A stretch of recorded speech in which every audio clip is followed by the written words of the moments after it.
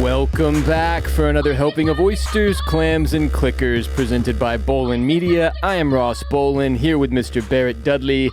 And Barrett, we are here today to both endure and survive. Endure and survive. Got to do both, not one or the other. And check for bloaters underneath my bed. Yeah, every night before you go to sleep. Those are the three things. Yeah. And always keep an eye out for sinkholes. Right. You have to. You cannot be too careful about sinkholes. You can't. Endure and Survive is the title of episode 4 of HBO's The Last of Us. Are you doing the thing this year where you go into these episodes not knowing what the episode is called? Because I'm doing that. That is like an HBO Max thing. Yeah. It kind of stinks. It just says episode 4. Yeah. And at some point the next day they update it with the actual title. Right. And I typically learn the name of the episode sitting here with you and you telling me. Because I have to wait till the next day to Google it. Yeah, like a pro. Yeah. But we start episode 5 with a slight jump backward in time, 10 days thereabouts, to Kathleen's crew celebrating their defeat of Fedra, participating in a "fuck you Fedra" chant, beating the shit out of former Fedra soldiers and collaborators, executing, hanging. Really brutal. Really committing brutal murders, yeah. Opening scene here that was like, I mean, it was gnarly. I don't know what else to call it. Like there was some serious war crimes going on here, I would say. As Henry says later in the episode, when you spend 20 years murdering, raping, and torturing people, guess what they're going to do the second that they get the chance to you? Yep. They're going to do the same, right? We have somebody on a megaphone that yells out, "Kansas City belongs to the people. Collaborators, surrender now, and you will receive a fair trial," which even before it's confirmed by Kathleen that no such trial will ever take place, seemed unlikely, given the visuals we were provided. Anytime, especially in media and TV shows and movies, when there is a coup and then the word fair trial gets said, you know that there is no fair trial. That means people are dying. Right. Yeah. It reminds me of like in Harry Potter when they completely overthrow or how about Hogwarts? Or Dark Knight Rises when Bane and them take over the city. Yeah. And, like, the fair trial is sending them out onto the ice or whatever. Exactly, yeah. No fair trials. No fair trials. Yeah. No. Henry and Sam are hiding in an alley and using ASL, American Sign Language, to communicate with each other. Now, later, we obviously find out that Sam is deaf, but in the beginning of the episode, you could have very well assumed that this was just a strategic choice based on them trying not to make noise and sneak around or whatever. I would just note, my wife and stepdaughter used to do a bunch of ASL before she could speak, like before she started talking. So like when I met my now wife and my stepdaughter was like a 1-year-old at that point, they used to like sign stuff to each other. And that was the extent of my experience with ASL. Just to throw in a personal tidbit here. But we cut to Kathleen. So what you're saying is that you're fluent in I'm an ASL. expert. Yes, Barrett. I needed no help reading what was happening here, yeah. We cut to Kathleen, head of the revolution, interrogating a bunch of collaborators, informers, as she calls them. And she's trying to find Henry. You know, I put your boom boom now. Is this a Lady Gaga song? No, that's that song by Snow from the 90s. Snow? So like Informer. I don't remember this. How do you remember this? I put your boom boom down. But Kathleen, Queen Karen here, is still trying to find Henry, the dude who I assumed was Sam's father, based on 1,000,000% I thought this was Sam's dad. But it's his brother. They end up being brothers. They're like brothers. But later in the episode, brothers were soldiers. We end up finding out that Henry betrayed Kathleen's brother to Fedra in exchange for cancer medication for his brother, Sam. Kathleen's brother was the head of the revolution in Kansas City, and Sam got him beaten to death by Fedra. Ipso facto, Sam created Kathleen, which is kind of the weird element of this episode. That, right. Or that Henry created Kathleen, excuse me, not Sam. And Henry kind of wrestles with this throughout the course of the, I guess it was like a full hour, this one, almost. One of the informers ends up telling Kathleen that Henry is with Edelstein, which explains what we saw happen to the good doctor in episode 4. And shortly thereafter, Kathleen has a conversation with Perry, her right-hand military man who is the voice of Tommy in the video game. And she admits that these collaborators will not actually be not only receiving a fair trial, there just will be no trial. They're just going to be executed. And then she also orders Perry to burn the bodies when they're done because it's faster than having to dig a hole and bury them. So next we see Henry and Sam meeting up with Edelstein, and they've got a little hideout, right, with 11 days worth of food, no ammunition. Both of them point unloaded guns at each other when Henry and Sam first enter the room. And they're planning to sneak out of town through these tunnels, which Edelstein implies is basically suicide, which is because we find out later in the episode, 15 years ago, thereabouts, Fedra drove all of the infected underground. All of the infected in Kansas City underground and never let them back out, which I thought, like, how did that, because it sounds like some, like, pretty regular battle type shit, right? Like, drive them back. It's like, right, I wasn't aware that the fungi cared one way or the other, right? Like when you see them at the end of this episode, going absolutely buck wild, it kind of makes you wonder, like, how'd they do that? How'd they get them all down there? How do you do that? I am curious. It is curious. But yes, some way. I mean, I guess back when they had, the big Fedra machine, if you will, they had all the tools and equipment and tanks and munitions at their disposal. That they were somehow able to achieve that and get all of the infected underground. Yeah. Yep. Edelstein notices Sam is scared, and he points out to Henry that he's scared because Henry is scared. So Henry goes and comforts him, and we get to know Super Sam a little more. At this point, it's when it becomes very clear that he is deaf, and the ASL is not just for sneaky tactical purposes. I would note, Sam was not deaf in the video game. Right, that's an add-on. It's a Craig Mazin choice that Neil Druckmann ended up loving. So we fast forward 10 days, right?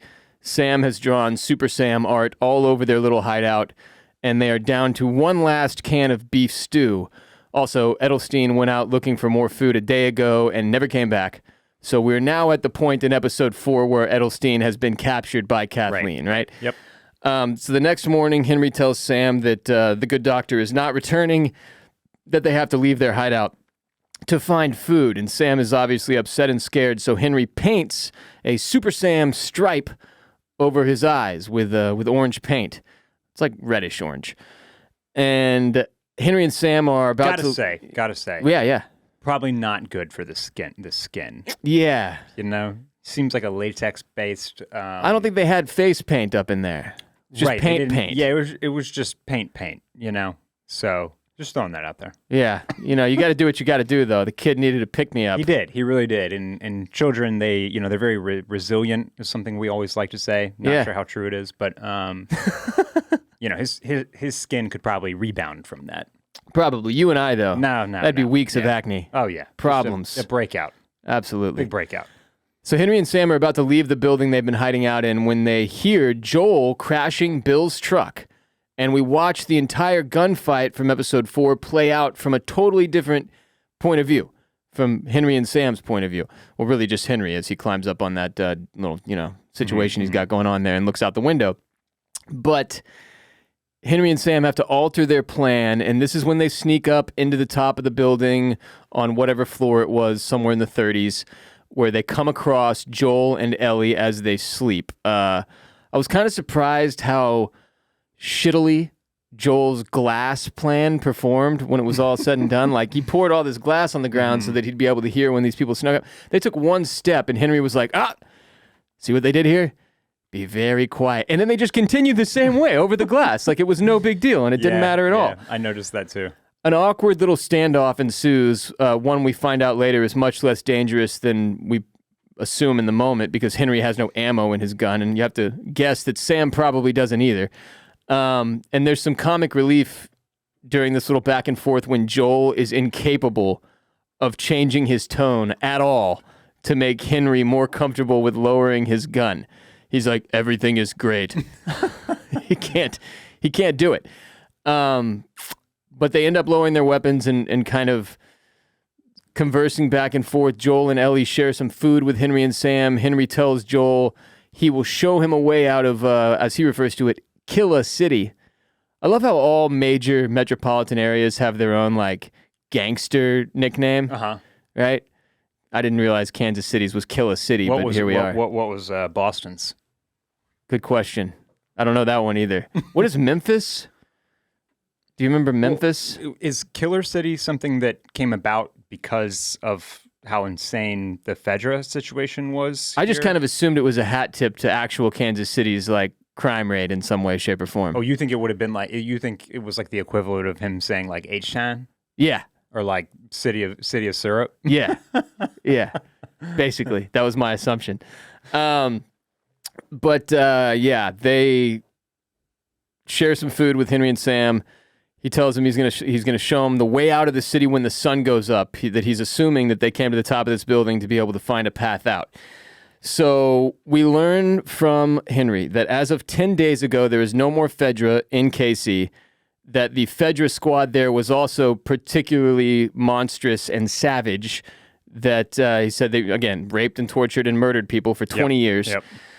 And Henry admits to Joel here that he was a collaborator. And Joel, sticking to the G code, is like, nah, I don't work with rats. But Henry talks him into using his information regardless, since he's local, to help get them out, right? So he also admits, Henry does, to not ever having killed anyone, and tells Joel that his gun was, in fact, unloaded when he pointed it at him. And then Sam and Ellie seem to kind of be hitting it off as friends, which I think in that moment it plays into Joel's decision to work with Henry and Sam and allow Henry to try to find them a path out of the city, right? Right. Yeah.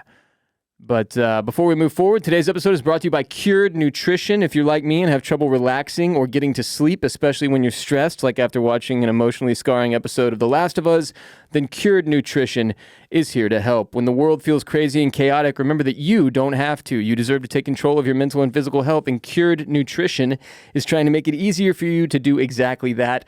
Formulated with their trinity of ingredients, a blend of full-spectrum cannabinoids, functional mushrooms, and adaptogens, Serenity Gummies are your answer to finding the calm in every storm. Cured wants you to feel good about feeling good, so they took their time formulating their Serenity Gummies, which I love. Phenomenal product. Like I said last time, been taking them every night.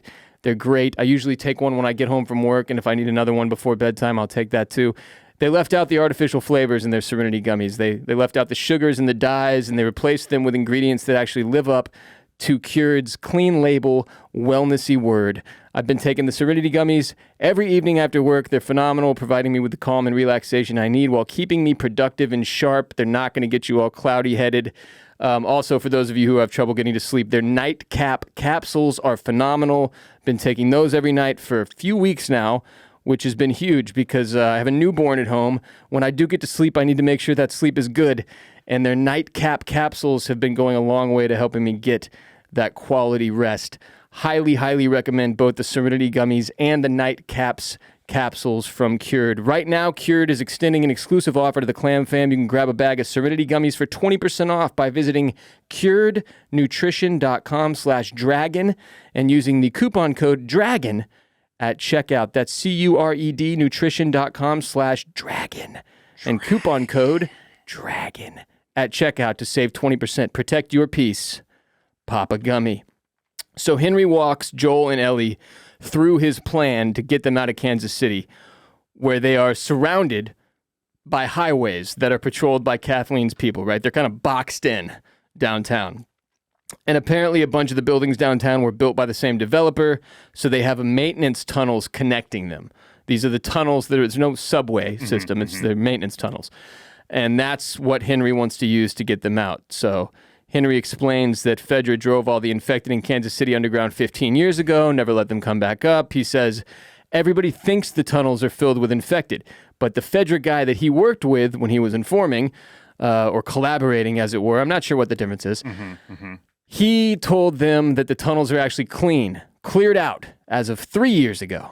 So I guess 15 years ago, they drove them all down there, and then 12 years later, they were like, you know what?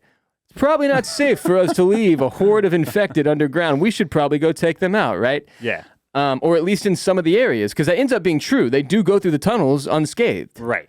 But then as we see at the end of the Yeah, episode, they there are a are shit ton of them down there somewhere. Still underground, yeah, somewhere. Yeah. Somehow. And they're making a ruckus. They are. What are they, in one guy's basement? It's like 5,000 of them packed down under one house. I don't understand.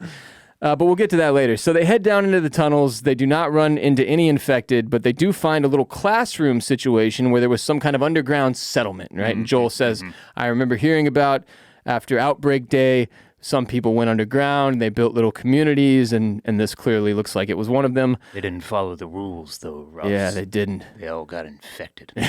There's a piece of children's artwork in this little classroom featuring Danny and Ish, and it's labeled Our Protectors, which is apparently an Easter egg for the gamers out there that I look forward to understanding after we finish season 1 when I dive back into The Last of Us Part 1 on the old either PC or PlayStation. I haven't decided yet. Okay. Ellie and Sam bond even further in this classroom over some comic book they are both fond of.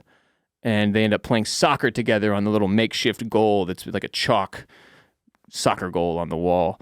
That's not regulation size, in my opinion. They decide to stay down there a little longer to wait out the light so that when they pop back above ground, it won't be, middle of the day or whatever. And at this point, Joel tells Henry, or that Henry tells Joel, rather, that he was collaborating. Oh, no, excuse me. Joel tells Henry that if he was collaborating with Fedra to keep Sam safe, he understands. Right? That after spending some time with him, I guess, he's like, you did it for your brother. Right. It makes sense. But then Henry tells Joel the story of him giving up Kathleen's brother, who he earnestly describes as a great man. So he's like selfless, always forgiving. The guy that was leading the Kansas City Revolution. And Sam was sick with leukemia. The medicine that he needed, Fedra had control of. He was going to need to give them something big, as he puts it, to be able to get that medicine out of their hands. So he did, and it was this guy, Kathleen's brother, the great man. Basically convincing Joel, like, look, I'm not a good guy. Like, I am the bad guy. He can't, I guess the guilt of what he did is kind of wrecking him. Still weighs. He's dealing with it. Still weighs on him. Yeah. Next, we see Kathleen in her childhood bedroom, and we get some background on her and her brother's relationship. Her brother's name is Michael, by the way. She ends up dropping that here for us. Basically, Barrett, whenever it would thunderstorm when she was a small girl, her brother Michael would tell her that their bedroom was actually a wooden box that nothing could penetrate. And man, that really stuck with her. That was enough to make him very special in her eyes. The best of all time. Kathleen even admits to Perry, her right-hand man, that Michael, her brother, would have been horrified by the things that she has done, that she doesn't care, though, if Michael would have wanted her to forgive and let it go. And let it go. Let this whole Henry and Sam thing go. Collaborators, forgive, forget, move on. Move on with your life, Got bigger fish to fry, lady. Yeah, she even admits that the last time she saw Michael when he was in a federal holding cell in jail, that he told her point blank to her face, like, you just forgive, move on. What a great guy. But she doesn't give a shit. She doesn't care. She says there's no justice in that. I want all these people dead. But she seems to be wrestling with that concept, right? That her brother would have wanted her to move on. She's incapable of doing it. So Perry tells her, look, your brother was a great man. We all loved him. But he didn't change anything. You did. We're with you. Yeah. Which was, my takeaway was, look, to be able to do what Kathleen did here, to overthrow Fedra, to lead a group of people to be as brutal as they were, as we saw, you couldn't be the type of person that Michael is described as being. Right. This world, this new post-apocalyptic nightmare place, requires a certain degree of cruelty and brutality. And I thought that this scene was really well sold.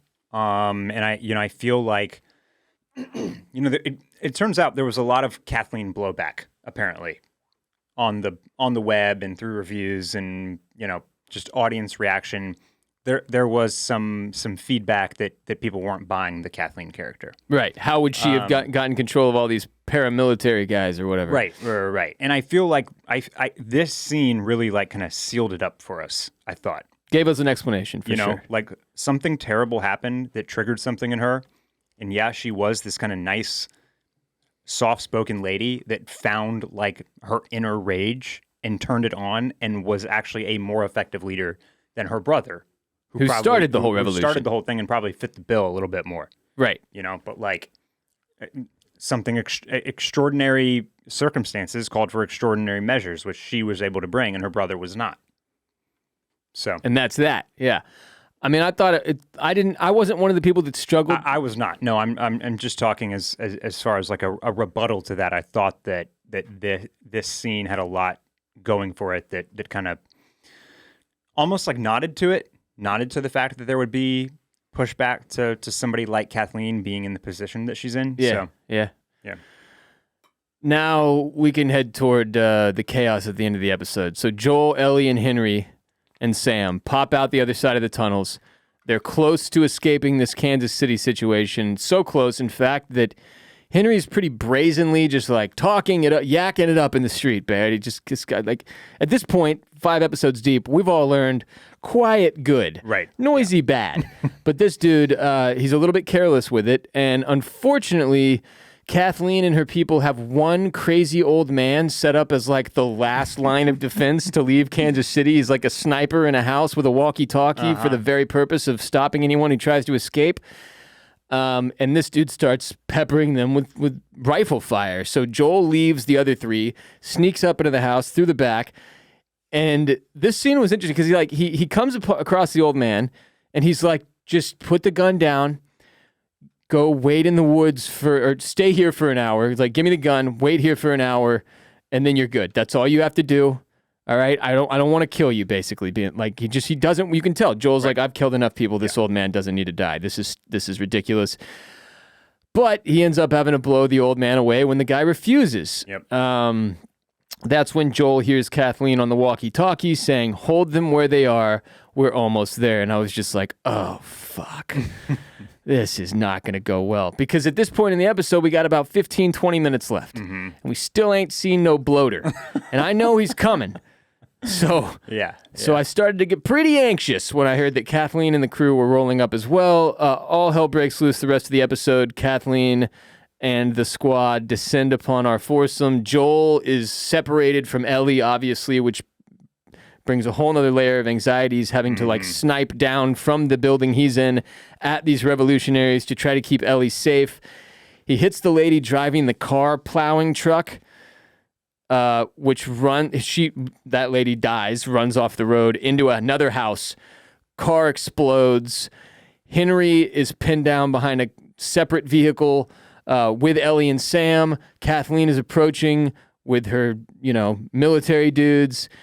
Basically talks him out from behind the car. He steps out to try and give himself up to buy Ellie and Sam time to escape. Yep. But just as Kathleen is about to execute this dude, the car plowing truck sinks down into the ground. Sinkholes all over Kansas City, who knew? And a horde of infected comes rushing out. And it's like an ant pile. Yeah, when you step on an ant pile and they're like 3,000 of them, and they just don't stop coming out, these things. And they're attacking everyone. They are like bugs. Yeah. It's very insect-like. Yeah. And it's chaos. Like, people are dying left and right. Ellie gets pinned down in a car, and a child clicker crawls in and nearly gets her. Child clicker doing the little gymnastics, backflips over. That was this world's version of the scary, like, backwards crawl that horror movies love. Yeah. Basically that. I had the thought, like, that clicker must have been a gymnast in its past life. Like a little child gymnast. Like you said, seriously. Yeah, it's doing, like, back handsprings over all these weird little somersaults. Yeah, it was very creepy. Yeah. And then a bloater comes up from underneath the ground. We get our first big guy here. Mm-hmm. And as we kind of talked about last week, guns do almost nothing to this thing. Like Perry, he turns to Kathleen and he's like, you run, you get out of here and you don't look back. And she's like, okay, peace. Yeah. And then I don't know what he was thinking. I don't know what he was thinking either. Why didn't he also run? Don't know, but he stands there and pops off like 5 more shots, and then the thing pops his head off like he's an action figure. Yeah. So I did do a little bit of bloater research because I had questions, Ross. Okay. The fungus acts as a protective armor. It's so thick that that's like, game cannon basically. The bullets aren't able to that get is to why the it is really, flesh. really hard to kill one because Okay. it's basically wearing massive armor. Now, here's my question. Just poke a little bit of a hole here because that's what I'm here to do. Sorry, gamers. What's the deal with the bloater? Why is it popping people's heads off? And apparently in the game, it'll like rip your jaw off and do all sorts of other like fucked up shit to you. But Okay. isn't that defeating the purpose of the fungus? My first thought when he popped off Perry's head was, well, now Perry can't be an infected. Right. You've ruined what would have been one of your best soldiers, You've ruined probably. the act, Job. Yes. Seriously, though, yeah. It does So- seem counterproductive. So reading about the bloaters, like for gameplay, they make a little bit more sense, right? Because they're basically just big bads. You know? They take a hell of a lot more firepower to bring down. They're level bosses. Right. And then apparently there's something called the Rat King later on in the second game that's like a triple bloater. Super bloater? Yeah. What the fuck? But yeah, so like, it was weird to see one of these things that was basically just a massive jacked rage-fueled infected. Right. Because it didn't really make like a whole lot of sense from like what the fungus is all about. Spreading. Spreading. But then there's one big guy that's just super angry. And he then just also, wants to smash. And then not to get too deep into it, but why is he a bloater and nobody else is a bloater? That's the other piece of the puzzle here, They've all theoretically been down there for around the same length of time. Like, what is it happened to just that like one that made it huge? Yeah, yeah.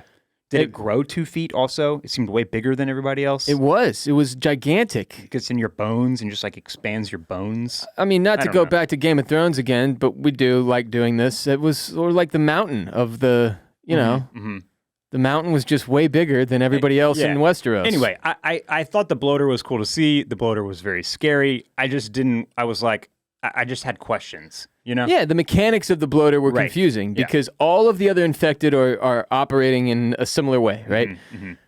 Seek out living human beings, convert them into one of us. Right. This guy, one of us. This guy's just going around Popping heads off. extremely pissed off, smashing everything, Yeah. popping heads off, like pounding his chest. It's almost like King Kong behavior. Right. He was just like, fuck all y'all, bloater. I mean, and again, to your point, it was tight, but it just didn't fit with the narrative of what we think is supposed to be happening with these infected. So I am curious to see if we get any type of explanation down the line about how bloaters are formed, because again, in episode 4, it really did seem like Kathleen and Perry were aware of what was happening with that sinkhole that they came across. Right? They were like, no, we'll deal with this later. Or Kathleen was anyway. Like, we'll tell the others later. We've got another sinkhole situation. It seemed like they had dealt with it before. And when the car sinks into the ground that crashed, Kathleen looks over at it like she knows exactly what's about to happen. She's like, oh, shit. Yep. And it's it's curious because like they've traveled outside of the city. So this is not the same area we were in episode 4 when we saw that sinkhole. We're in a totally different spot outside the city limits or whatever, or at least outside of downtown. And yet there's this many infected over here in this area. They didn't come across any in the tunnels. Where the hell are all these infected in Kansas City? What's happening It seems like what they must have done. They were all down in a lot of tunnels. Yeah. And they pushed them into individual areas and then like Closed were able it to off. Close them off in like these spaces. And so Right. there's such a mass, there's such a horde of them in these specific locations that it's creating like the sinkhole effect. And I also want to know how they're surviving that long underground. Yeah. Like, and if there's, like, how that element of the infected works. Is it like, for example, vampires. If they don't feed every X amount of time or whatever, they're in trouble. They become weak and then they eventually die. Do the infected have to feed a certain amount or they just live on? Why are they not all the kind of floral masses on the wall Sure. already? Why didn't they all progress to that level Yeah, of infection yeah, or what the deal is there? So I know these are kind of nitpicky specifics, but Yeah, they are. And this is a show though that gave us a lot of scientific. Hey, here's what's happening with these things, and then now it felt like in episode 5 with this horde. Yeah. We sort of just threw everything out the window. we could really use Anibu Ratna right now to give where's us, she at? The good Dr. Ratna. to give us the rundown on how all this progresses. Yeah. And any gamers out there, if you want to throw any non-spoiler, no spoilers, but any knowledge that would help explain what we witnessed here in episode 5, we're more than happy to hear from you on Patreon. If you're in the Bloater Brigade and you want to call the old hotline there for our episode later this week, we would appreciate it. Henry and Sam get pinned down underneath a car with 2 clickers clawing at them. And the second that they showed that, I was like, one of you is toast. Yeah, you knew it was bad. Anytime you've got people pinned down under a car with zombies clawing at them, it's over for someone. Somebody is getting, Yeah. a little baby bite at the very least. Yeah. So Kathleen pops out again here. She's like, haha, I didn't run off when Perry told me to. I can't help myself but to try to stop Henry and Sam. Yeah. Pretty big vendetta, this one. Yeah. Here. She's got all three of our people here, Henry, Sam, Ellie, sort of in a tough spot for about 3 seconds. And then the child gymnast clicker that almost killed Ellie earlier in the car does she's like a spider monkey. Yeah. Jumps like 10 feet, lands on Kathleen, just beats her ass to death. Rips her face off. And then bites her face off. Yeah. Pretty gruesome stuff. Then our foursome bails. They're like, we got to get out of here, obviously. So they go to a safe house. And Joel, at this point, he's softened up even further watching Sam and Ellie's relationship progress. Clearly they're friends. Clearly the kids could use other kids around, not just grizzled old, battle-worn adults. And so Joel tells Henry that he and Sam can join them on the road to Wyoming. Ellie and Sam read a comic book together. Then Sam, he's got his little writing pad, write a message, pull it up, pull it back down. Such a perfect kid device for communication. Also perfect, like in general, better than wasting paper. Yeah. Right? Probably a limited supply at this point. Sam asks her if Ellie has ever been scared or if she's ever scared.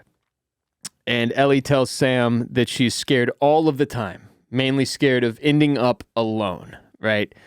Then Sam shows her that he got bit or scratched. Can scratching spread it? I don't know. I feel like you have to get bit. Yeah, I think There's a little bite there. Yeah, it's a bite. I'm pretty sure it's a bite. And he tells her that he's afraid of turning into a monster, basically. Yeah. Right. Yeah, and asks if once you're a monster, do you still remain you inside? Right. Yeah. Right? Yeah. Ellie shows Sam her scar and tells him that her blood is medicine. And she cuts her hand, rubs some of her blood on his little bite, and Sam asks Ellie to stay awake with him.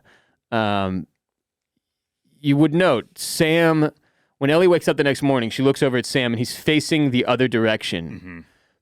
Look, pretty obviously because he's deaf in life. He's a deaf infected. That infected is not going to have the ability to hear like a normal infected would. So he faces away from her knowing that as he turns, his infected self will not identify Ellie behind him. Yeah, good point. But then she goes over to talk to him. Don't know why. And because she knows. That's what the one thing about this, I was like, Ellie, why would you not? You know how long it takes. You know it happens quickly. Why would you sleep in the room with it? Why wouldn't you tell Joel? What the hell was this decision making? How much do you think she genuinely believed that her blood could potentially fix him? Clearly, pretty heavily. She must have believed it, right? It kind of seems like she has bought into some of the notion that she's some type of miracle child. Right. Chosen person to potentially end this. I think it was also so devastating to her. Yeah. Right. She meets Tess. Right. She really likes Tess. Boom. Tess is gone. She meets this little kid, even more relatable to her. Yep. Boom. The kid shows her that he also has been infected. It's like she didn't want to believe that he would turn. And I think to your point, she's trying to buy into her potential power a little bit. Now, as adults, we're aware that even if you did have some kind of a key in your blood to unlocking this whole situation. You wouldn't just be able to smear your blood onto the wound and have that be it. Probably not. Probably not. Yeah, otherwise she wouldn't last long anyway, right? Like that's not an effective means for treating this thing. Yeah. But yeah, it was hard to watch for that reason. And you know that Ellie really enjoyed this little boy's presence. It's an 8-year-old. Nobody wants to watch an 8-year-old die. No. And the way this goes down is about as brutal as possible. The episode starts and ends with a lot of that brutality because Sam attacks her the second she taps him on the shoulder or whatever. And Joel is going to shoot infected Sam. Henry knocks the gun away from him or points his gun at him or whatever. I can't remember exactly how it went down, but you're kind of like, oh, God, no, his brother's not going to have the ability to do this. Right. Everyone here is about to die. And then Henry himself takes out infected Sam, blows his head off, can't live with what has just occurred, ends up killing himself. And the really important, I mean, it's all really important, but the probably most important piece of this puzzle is that Ellie is sitting there watching all of this. So, like, not only could she not really cope with Sam being infected, thinking she could just smear her blood on him and he would get better, not only did she not tell Joel, not only, like, all of that, she has to watch all this happen. She sees Sam get killed, infected Sam. She watches Henry kill himself, and it's all within a few feet of her. I mean, the amount of stuff that this little girl has seen at this point as a 14-year-old would be, it would take many, many, many, many, many years of therapy to undo. Joel buries Henry and Sam outside. Ellie leaves an I'm sorry note on Sam's little Etch-a-Sketch righty thingy. It's not an Etch-a-Sketch, but you know what I'm saying. Yeah. On Sam's grave. And then our duo continues their journey to Wyoming. Barrett, with episode 5, where did you sit after you watched it? Yeah, I mean, I thought it was a really solid episode. I thought that the Henry and Sam characters were great and effective at the story that they were trying to tell. There were a lot of parallels with Henry and Sam. Henry is Sam's protector. It kind of mirrored, Joel with Ellie again. So, once again, it was an episode similar to the Bill and Frank one, right? That like touched on the elements of humanity that remain and that are still possible, and then effectively ended with like almost this like sense of nihilism that like all of that is gone and impossible to salvage. You know? No, you're yes. And so it was pretty devastating in that regard.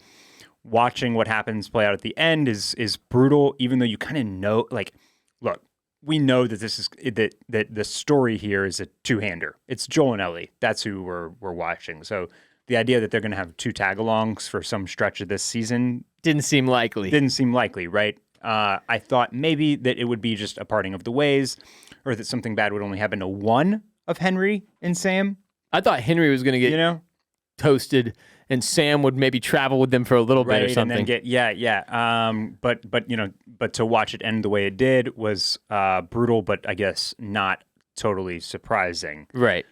Given the circumstances. The effect, though, I mean, watching Ellie, and we kind of saw her kind of like push the tears back when she watches or kind of overhears the guy getting killed by Joel in the previous episode. In this one, it's like those tears are just they're flowing. It's not until a little bit later when Joel is burying the bodies that she's able to kind of stuff all that emotion down, harden up, and say let's go, let's get a move on. It's time to go, basically. And you're watching her just continue to like bottle all of this up.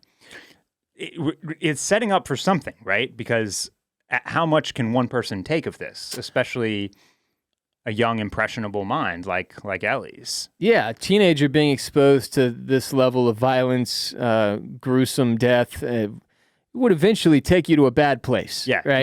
You got to think so.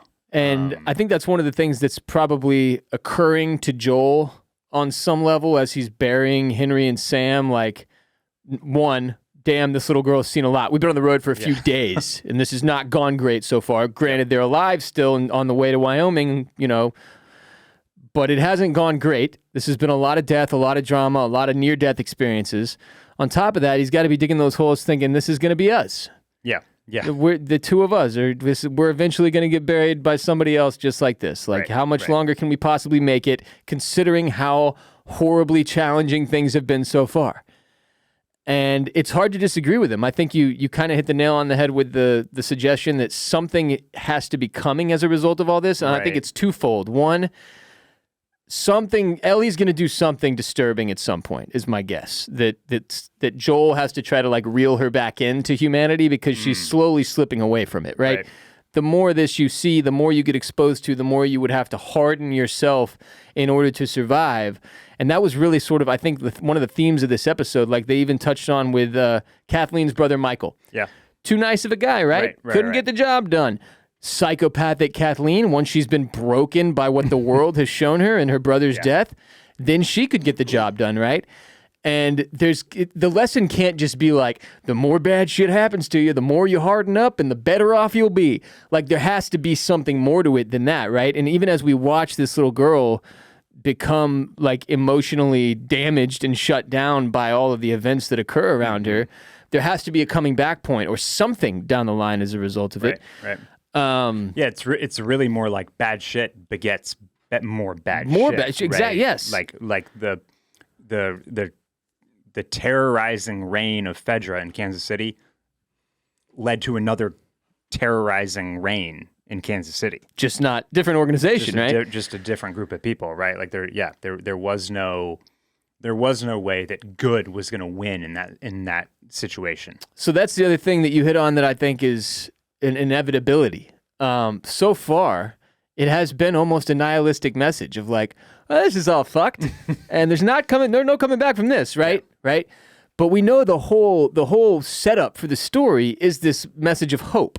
This little girl is hope for humanity, that perhaps she does contain a key to stopping this infection from spreading any further, or perhaps curing it or reversing it or whatever, right?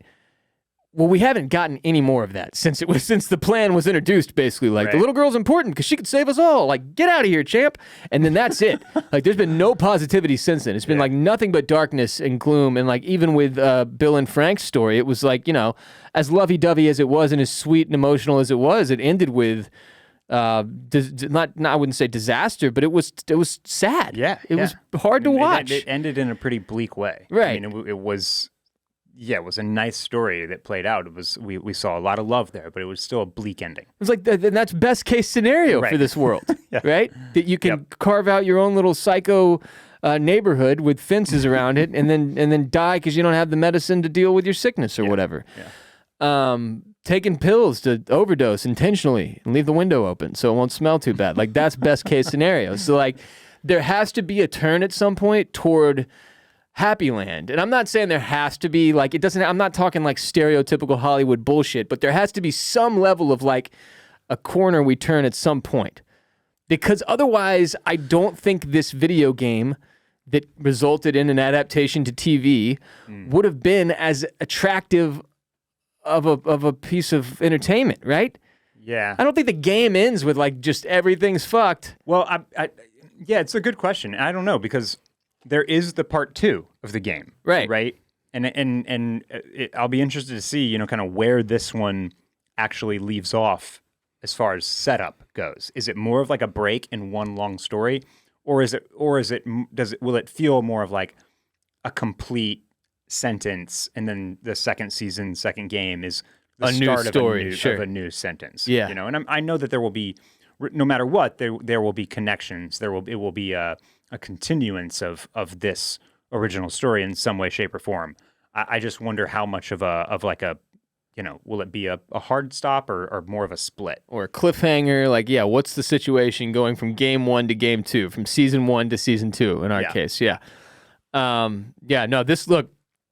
This one was definitely had more, just high intensity entertainment moments than episode 4 did, right? Just episode 4 sort of built to episode 5. Mm-hmm. I thought it was interesting how quickly Kathleen, Perry, and the squad seemed to be, I know there was some sort of a message there too, right? Like, hey, this didn't happen to Fedra.